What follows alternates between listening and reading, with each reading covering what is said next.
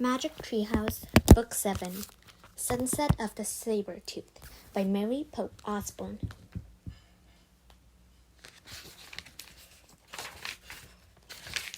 Chapter 1, The M Things. "Let's go to the treehouse," said Annie. She and Jack were passing the Frog Creek woods on their way home from their swimming class at the Y. "No, I want to go home and change out my bathing suit," said Jack. "Oh, that'll take too long," said Annie. "Don't you want to save Morgan as soon as possible?" "Of course," said Jack. "Then come on, before the sun sets," said Annie. She darted into the woods. Jack sighed. He gave up on the idea of changing out of his bathing suits. He pushed his glasses into place. He followed Annie into the Frog Creek woods. The warm air smelled fresh and green. He moved through the patches of sunlight and shadow. Soon he came to a small clearing. He looked up. There it was, the magic treehouse in the tallest tree in the woods. "Hurry!" called Annie. She was climbing the rope ladder up to the treehouse. Jack grabbed the ladder. He started up after her. Finally, they reached the treehouse. Squeak! The mouse sat on the windowsill. "Hi, Peanut!" cried Annie. Jack patted the tiny head. "Sorry we didn't come sooner," Annie said. "But we had to go to our swimming lesson." Squeak! "What happened while we were gone?" asked Annie, looking around the treehouse. Jack stared at the large M carved on the wooden floor. On the M were a moonstone and a mango, the special things they found on their last 2 journeys. "Hey, guess what?" said Jack. "Moonstones and mangoes start with the letter M, just like Morgan." "You're right," said Annie. "I bet all 4 things start with M," said Jack. "Right," said Annie. "I wonder where we'll find the next one." She and Jack stared at the stacks of books in the tree house. Books of the Amazon rainforest, ninja pirates, mummies, knights, and dinosaurs. All of them were closed. Only one book lay open in the corner. "We were just about to find out," said Jack. They walked over to the open book. They looked at the page the book was open to. It showed a picture of rocks and snow. "Wow," said Annie, running her finger over the picture. "I love snow. I wish we could go there right now." "Wait," said Jack. "We're not prepared." Then he had another thought. "And we're wearing our bathing suits. Stop!" "Oops," said Annie. Too late. The wind started to blow. The leaves started to shake. The treehouse started to spin. It spun faster and faster, and everything was silent. It was as silent as the falling snow. Chapter 2, Bones. Jack, Annie, and Peanut looked outside. Snow was falling from a gray sky. The treehouse was in the tallest tree in the grove of tall, bare trees. The grove was on a white plain. Beyond the plain were high, rocky cliffs. "I'm cold," said Annie. Her teeth chattered. She wrapped her towel tightly around her. Squeak! Squeak! Peanut sounded cold too. "Poor mouse," said Annie. "I'll put you into Jack's pack. You'll be warmer there." Annie slipped Peanut into the pocket of the backpack. "We have to go home," said Jack. "We need warmer clothes." "We can't go home," said Annie. "We can't find the Pennsylvania book. Not until our mission is complete. Remember? That's the way the magic works." "Oh, right," said Jack. He looked around. There was no sign of Pennsylvania book that always took them home. Annie peered out of the window again.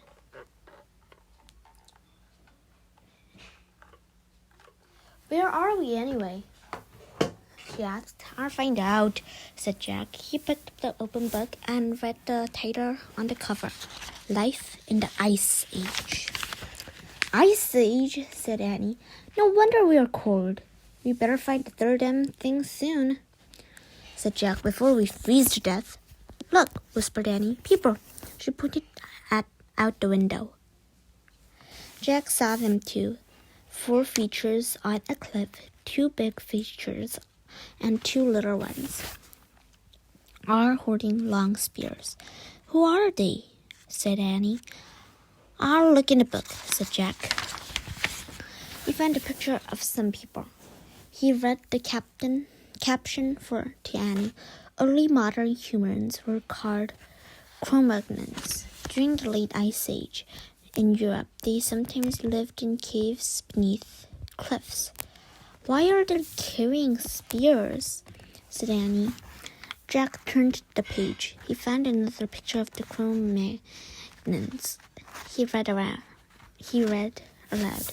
The Cro-Magnons family often hunted together. They covered deep pits with branches. They drove reindeer and mammoth into the traps. Oh, trapping the animals, that's sad, said Annie. No, it's not, said Jack. They couldn't live without hunting. They didn't have supermarkets, you know.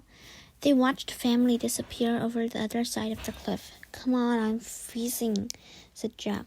Let's hurry and find the thing while the Cro-Magnons are hunting. But I want to meet them, said Annie. Forget it, said Jack. They don't have books that tell them about us. They'll think we're some enemy and hurl their spears. Yikes, said Annie. Jack put his book away. Squeak! Peanut picked out of the backpack. Stay in there, said Annie. Jack put on his pack and stared down the rope ladder. Annie followed. On the icy ground, they huddled together. The wind was biting. Jack put his towel over his head. Snow blew against his glasses. Hey, Jack, said Annie, look at me. Annie had put on her swimming goggles. Now I can see, she said. Good thinking, said Jack. Now cover your heads with your towel. Most of your body heat is lost through your head. Annie wrapped her towel around her head. We should find a cave or someplace warmer, said Jack. I bet there are caves in those cliffs, said Annie. She and Jack started across on the white plain. The snow wasn't deep yet, but the wind was blowing hard. I told you, Annie pointed to the opening in the rocks, a cave. We ran to it. Careful, said Jack. They stepped carefully in the shadowy cave. It was only slightly warmer inside, but at least the wind wasn't blowing. In the gray light, they stamped the snow off their sneakers. Annie took off her goggles. It smells in here, said Jack. Yes, like wet dog, said Annie. Just let me think what I can find out, said Jack. He pulled out the Ice Age book. I'll look around, said Annie. Maybe the thing is here. Then we can go home and get warm. Jack stood by the entrance so he could read the book. This cave is filled with sticks, Annie said. What? Said Jack. He didn't look up from the book. No, wait. I think they're bones, said Annie. Bones? Echoed Jack. Yeah, lots of them back here, all over the floor. Jack turned a page of his book. He found a picture of caves filled with bones. I hear something, said Annie. Jack read the writing below the picture of the cave. It said, the great cave bears of the Ice Age were over 8 feet tall. These bears were larger and fiercer than today's grizzlies. Their caves was filled with the bones of their ancestors. Annie, whispered Jack, get back here now.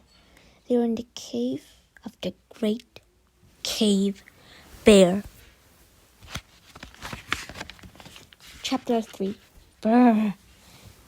Annie, whispered Jack again. No answer. He put his book quietly into his pack. He stepped deeper into the cave. Annie, he said a little louder. Jack stepped on the bones. The wet dog smell grew stronger. He kept going deeper into the smelly blackness. He ran into something. He gasped. Jack, said Annie, is that you? Didn't you hear me calling? Jack whispered. We have to get out of here. Wait, she said. Someone's sleeping back there. Hear him snoring. Jack heard a low, deep moaning. It was loud, then soft. Loud, then soft. "That's not a person," he said. "It's a great cave bear." A booming snore shattered the air. "Yikes," said Annie. "Go, go," said Jack. He and Annie ran through the cave, over the bones, and out into the falling snow. They kept on going. They ran between fallen rocks and under jagged cliffs. Finally, they stopped running and turned around. All they could see was snow and rocks on their own footprints. No bear. "Phew," said Annie. "That was lucky." "Yeah," said Jack. "He probably never even woke up. We just got in a panic." Annie huddled closer to Jack. "Brr, I'm freezing," she said. "Me too," he said. He took off his glasses to white of the snow. The cold wind blew against his bare legs. "Wow," Annie said. "Look." She pointed to something behind Jack. "What?" Jack put his glasses back on and turned around. Under a cliff was a wide ledge. Under the ledge was another cave, only this cave seemed to have a golden glow. This one looked cozy and safe and warm. Chapter 4. Cave Kids. Jack and Annie crept to the cave and peeked inside. A small flame danced from a bed of glowing cores. Near the fire were knives, axes, and hollowed-out stones. Animal skin was neatly stacked against the walls. "People must live here," said Annie. "Maybe it is the home of the Cro-Magnons we saw," said Jack, looking around. "Let's go inside and get warm," said Annie. Jack and Annie moved quickly to the fire and warmed their hands. Their shadows danced on the stone walls. Jack pulled out his Ice Age book. He found a picture of a cave. He read, "Cro-Magnons made many things from animals, plants, and stones. They made flute-like musical instruments from mammoth bones. They made ropes by braiding plant fiber. They made axes and knives from stone." Jack pulled out his notebook and pencil. He started a list. Cro-Magnons made bone flutes, plant ropes, stone axes, and knives. "Ta-da," said Annie. Jack looked up. Annie was wearing a coat. It had a hood and long sleeves. It went all the way down to her sneakers. "Where did you get it?" said Jack. "From that pile of furry skins," said Annie, pointing. "This must be their clothes. Maybe they're being mended." She picked up another coat and handed it to Jack. "Try one. It's really warm," she said. Jack put his backpack and towel down on the hard dirt floor. He slipped on the coat. It did feel warm and soft. "We look like cave kids," said Annie. Squeak! Peanut peeked out of Jack's pack, lying on the floor. "You stay in there," said Annie. "There's no teeny coat for you." Peanut vanished back into the pack. "I wonder how they made these coats," said Jack. He turned a page in the book, and he found a picture of Cro-Magnon's woman sewing. He read, "Cro-Magnons scraped reindeer skins with flint rocks to make them soft. They used bone needles to sew the skins together for clothing." Jack added to his list, "reindeer skin clothes." "I hope the cave person's peoples won't mind if we borrow their clothes," said Jack. "Maybe we should give them our towels," said Annie, "to thank them." "Good idea. And my goggles too," said Annie. They left their gifts on top of the rest of the animal skins. "Let's explore the cave before they come home," said Jack. "It's too dark in the back," said Annie. "We won't be able to see anything." "I'll find out how Cro-Magnons saw in the dark," said Jack. He opened the Ice Age book. He found a picture of cave people holding odd-looking lamps. He read aloud to Annie. "Cro-Magnons made stone lamps. They hollowed a rock, filled it with animal fat, then burned a wick made from moss." "There," said Annie. She pointed to 2 stones near the fire. In the hollow of each stone near the fire Each was gluey white stuff and a pile of moss. "We have to be careful," said Jack. He picked up one stone. He was smaller than a soup bowl, but much heavier. Jack held the stone close to the fire and lit the pieces of moss. He lit another lamp and gave it to Annie. "Carry it with 2 hands," he said. "I know," she said. Jack took the book under his arm. He and Annie carried their stone lamps to the back of the cave. "Hey, I wonder where this goes," said Annie. She held her lamp up to an opening in the wall. "I'll check in the book," said Jack. He put down the lamp and flipped it through the Ice Age book. "I think it's a tunnel," she said. "Be right back." "Wait a second," said Jack. Too late. She had squeezed into the opening and was gone. "Oh, brother," said Jack, sighing. He closed his books and peeked into the opening. "Come back here," he said. "No, you come here," said Annie. Her voice sounded far away. "You won't believe this." Jack picked up his lamp and books. He ducked into a small tunnel. "Wow," came Annie's voice.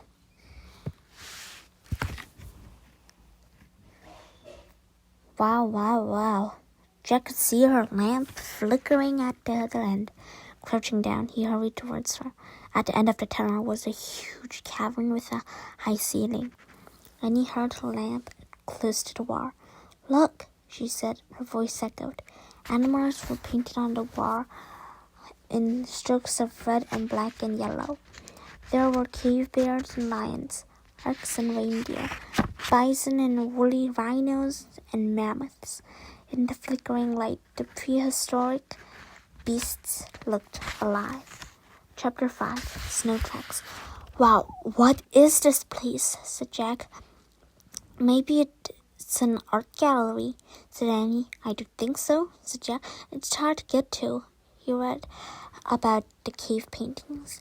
These Ice Age beasts were painted 2,025,000 years ago. Cro-Magnons painted pictures of animals they hunted.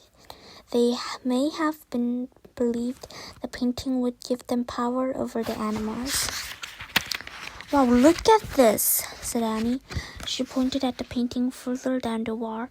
It showed a future figure with human arms and legs, reindeer antlers, and an owl face. It seemed to be holding a flute. Jack looked at the book again. He found a picture of the figure and read, "Cavemen may have been led by a sorcerer or master of the animals. They may have worn reindeer antlers, so he could run like a reindeer, and an owl mask so he could see like an owl." "What is it?" said Annie. "The master of the animals," said Jack. "He's a sorcerer." "Oh, wow," breathed Annie. "That's it." "That's what?" "That's who we have to find." "Why?" "Maybe he's a friend of Morgan's," said Annie. Jack nodded slowly. "Maybe," he said. "Let's go find him," said Annie. They went back through the tunnel into the first cave. "We better put our lamps back," said Jack. He and Annie blew out their lamps. They placed them back by the fire. Jack's backpack was on the floor next to the skins. He put the Ice Age book into it. "How's Peanut?" said Annie. Jack looked into the packs. "She's not here," he said. "Oh no," cried Annie. "She must have crawled out when we were looking at the paintings." "Peanut!" Jack called. "Peanut!" called Annie.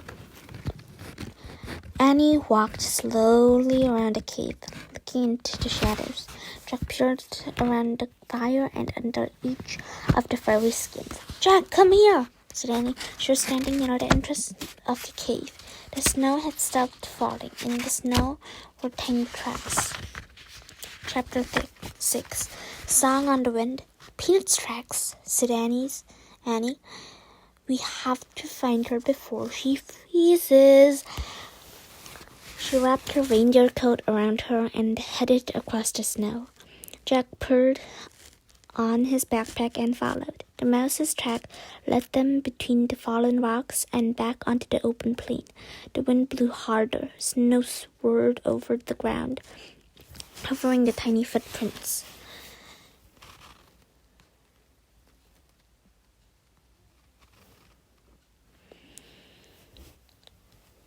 I can't see them anymore, wailed Annie.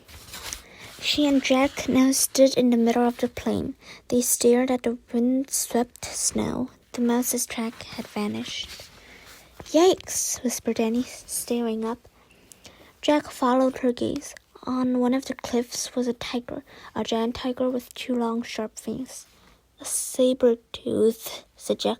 I hope he doesn't see us, whispered Annie. Me too, Jack whispered back.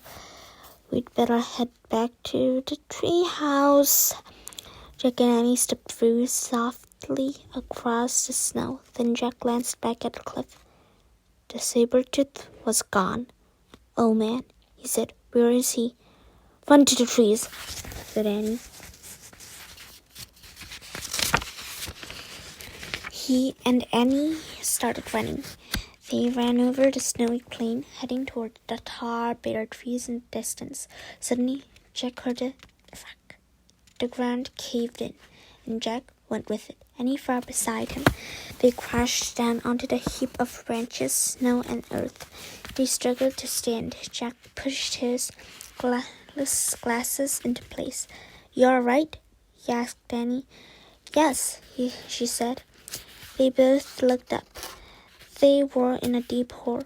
All Jack could see were gray clouds moving overhead. This is a trap, Jack said.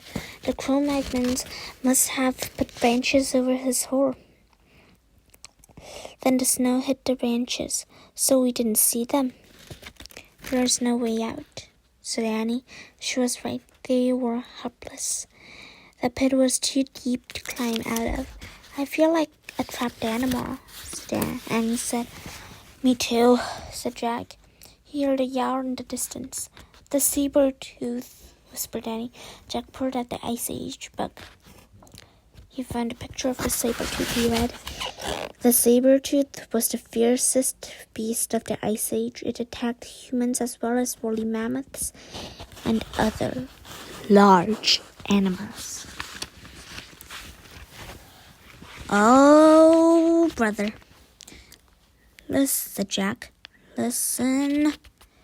Annie grabbed him. What? Jack jumped. I hear music. Jack listened, but all he heard was the wind. You hear it? Said Annie. No, said Jack. Listen carefully. He closed his eyes. He listened very carefully. He heard the wind, but this time he heard another sound too. Strange hauntings. Ah! cried Annie. Jack opened his eyes. Staring down at them was a figure wearing a reindeer antlers and an owl mask. The sorcerer, whispered Jack. Squeak! And peered down at them too. Chapter 7. The Sorcerer's Gift. The sorcerer didn't speak. He stared through the eye holes of the owl mask. Help us, please, said Annie. The sorcerer threw a rope into the pit. Jack grabbed it. He wants to pull us up, said Annie. Jack looked up. The sorcerer was gone. Where did he go? Tug on the rope, said Annie. Jack tugged. The rope tightened. It began rising. I'll go fast. I go first, said Annie cheerfully. Annie, this isn't a game, warned Jack. Don't worry, I'll be careful. Jack gave her the rope. Okay, but hold on tight, he said. Annie held the rope with both hands.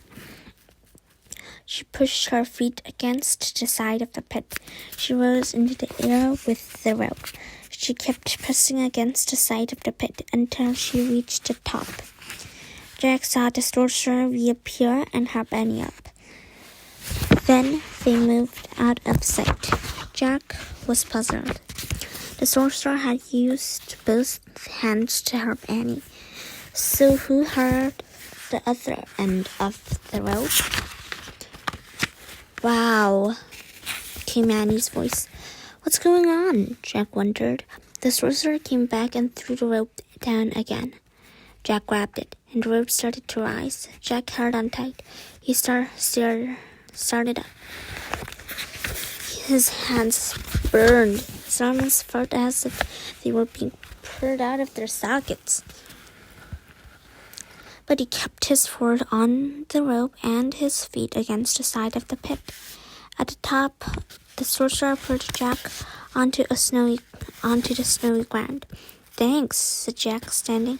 The sorcerer was tall. He wore a long fur robe.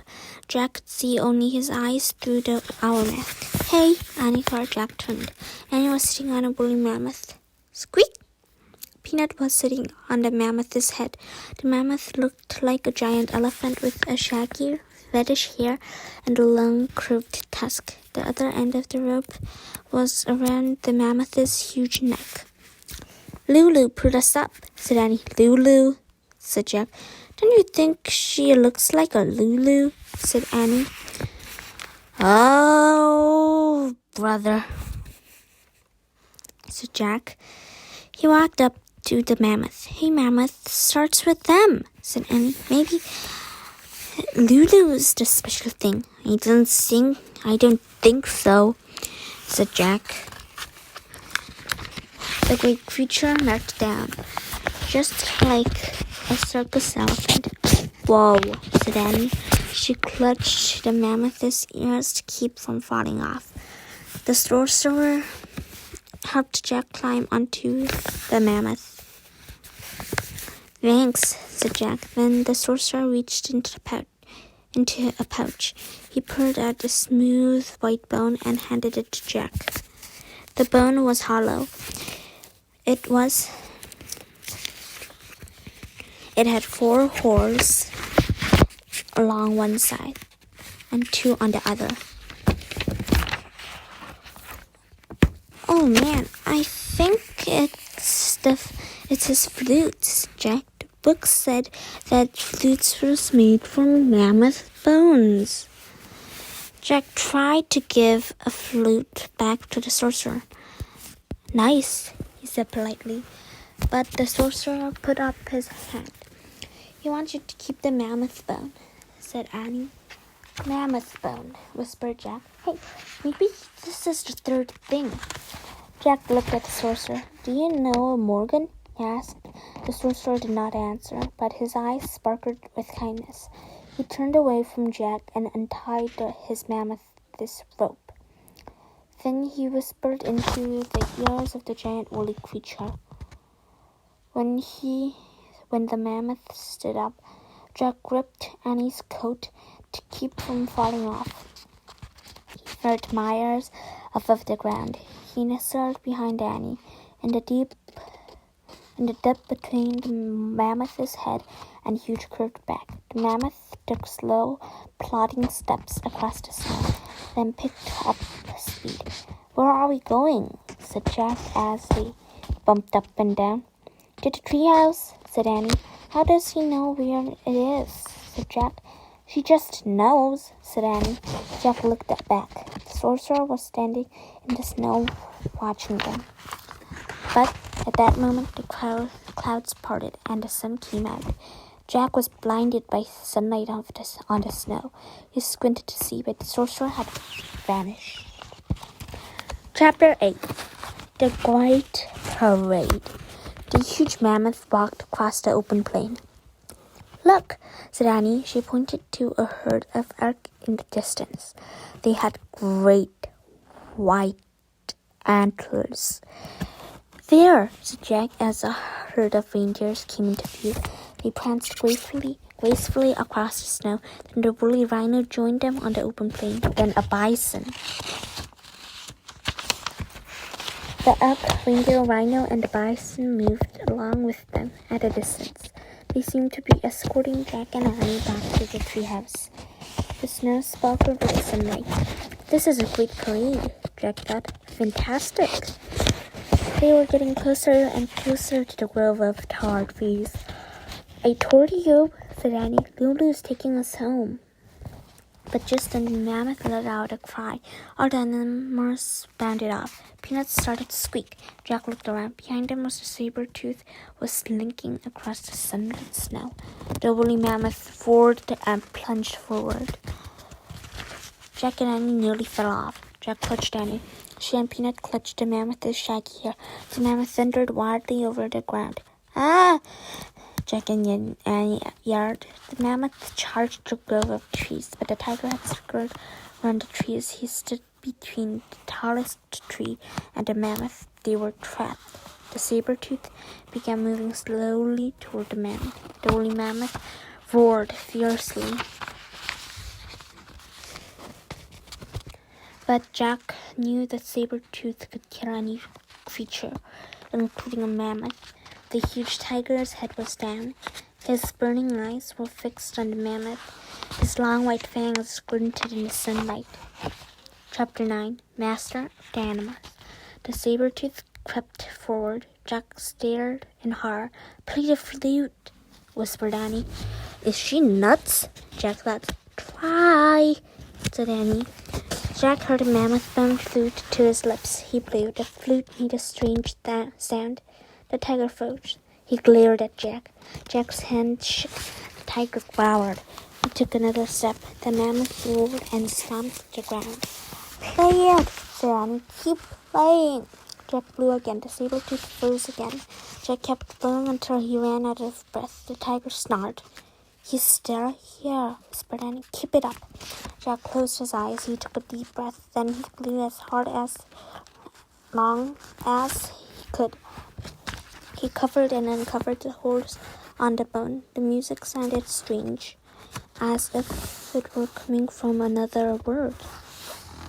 He's leaving, Annie whispered. Jack raised his eyes. The Sabertooth was slinking off towards the cliffs.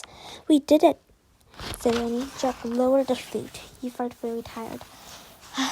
The mammoth waved her trunk happily. To the treehouse, Lulu, said Annie. The woolly mammoth snorted.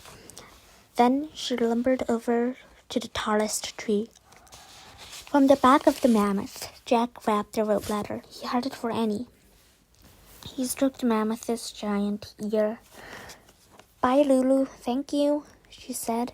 Annie grabbed the rope ladder. Then she started up. Peanut climbed up too. After they disappeared into the treehouse, Jack climbed onto the ladder. He looked back at the woolly mammoth. Bye, girl, he said. Go home now. And watch out for the Sabertooth. The mammoth walked away into the sunset. When Jack couldn't see her anymore, he started up the rope ladder. He poured himself into the treehouse. Ta-da, said Annie. She handed the Pennsylvania book to Jack. Jack smiled. Now he was positive they had found the third M thing. Their mission was complete. Before we leave, we have to give her our coats back, said Annie. Oh, right, said Jack. They took off their reindeer skin coats and dropped them to the ground. Brr, said Annie. I hope the Cro-Magnons people find them. Jack stared at the window. He wanted to take one last look at the prehistoric world. The sun was setting behind the hills. 4 people were crossing the snowy plain. It was the Cro-Magnon family. Hey, shouted Annie.